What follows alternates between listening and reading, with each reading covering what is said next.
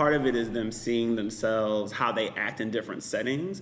What I actually did last week, I videotaped a group of kids on stage performing. And they were really loud and excited and confident when they were performing in front of the whole school. It was like, who are these people? Because when you get to math class, you shut down. So I showed them that video of them in community meeting during math class. And I had a discussion about, like, what's the difference between this in community meeting versus how you act in math class, and why is that happening?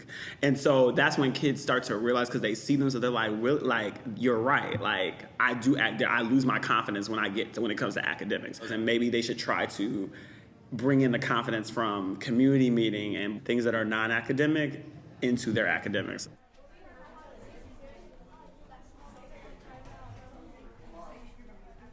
We love group questions, and then we love questions that answer our questions. So they have to ask their peers a question before they can ask me a question.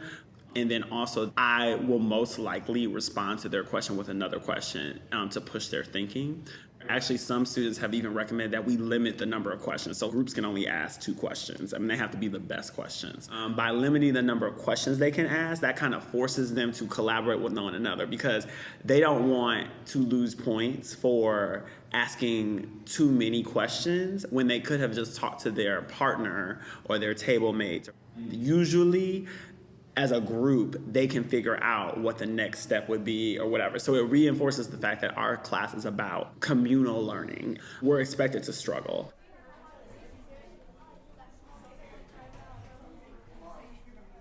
In some kids, it may just be a skill deficit. Like, they can't do algebra because they don't know how to multiply or divide or whatever it is, you know.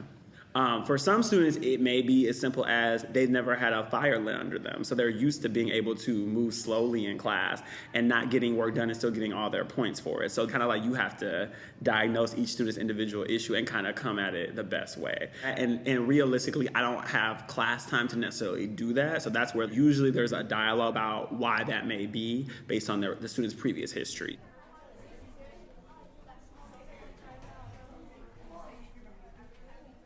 I noticed that, like, a lot of times as teachers, we call parents for behavior reasons. So, like, if the kid is either behaving bad or good based on, like, are they sitting in their seat? Are they, you know, not causing problems? Or if they are causing problems, we call parents and keep them in the loop about that. But really this year I pushed myself to call about academics, so in making that the forefront of my class. And then I think that has really helped, because it's allowed kids to see that the focus of our class is academics. And actually, like, I could be doing all my work and turning things in and sitting in my seat. That's the minimum. But what he really expects is I'm giving my best effort, I'm struggling through this, and I'm embracing that struggle to try to problem solve.